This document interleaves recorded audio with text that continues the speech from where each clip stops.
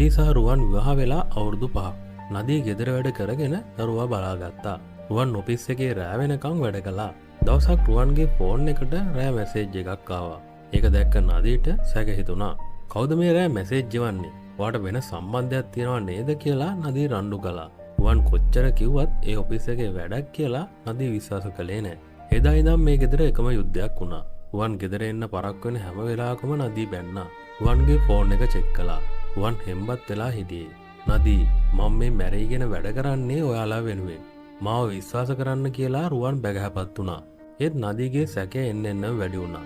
අන්තිමට නදී තීරණය කළා රුවන්ගෙන් ඩිවෝස් වෙන්න. දවසක් නදී දරුවත් අරගෙන ගෙදර යන්න ලෑස්ති වෙලා රුවන්ට කෝල් කළා. මම යනවා. ඔයා ඔයාගේ හොරගෑනිත් එක්ක ඉන්න කියලා කෑ ගැහුවා. රුවන් එහා පැත්තෙන් මොනවා හරි කියන්න හැදුවා. නදී පොඩ්ඩක් අහන්න. ඒත් නදී අහන්නේ නැතුව ෆෝන් එක කට් කළා. පැය භාගයකට පස්සේ නදීගේ ෆෝන් එකට පොලිසියෙන් කෝල් එකක් ආවා. මිසිස් නදීද? රුවන් මහත්තයාට ලොකු ඇක්සිඩන්ට් එකක් වෙලා. ඉක්මනට එන්න. නදී දුවගෙන හොස්පිටල් එකට ගියා. ඒත් ඒ වෙද්දිත් රුවන් සදාටම ඇස් පියාගෙන. පොලිස් නිලධාරියා නදීගේ අතට රුවන්ගේ කැඩිච්ච ෆෝන් එක දුන්නා.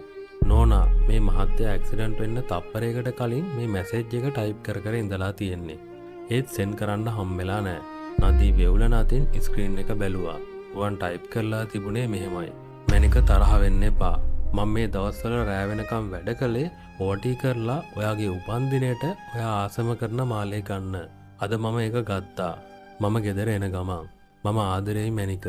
නදීගේ කකුල් පණ නැති වුණා. රුවන්ගේ සාක්කුවේ තිබිලා ලේ තැවරුණු පුංචි පෙට්ටියක් හම්බුණා. ඒක ඇතුලේ තිබුණේ නදී ආස කරපු රත්තරන් මාලේ.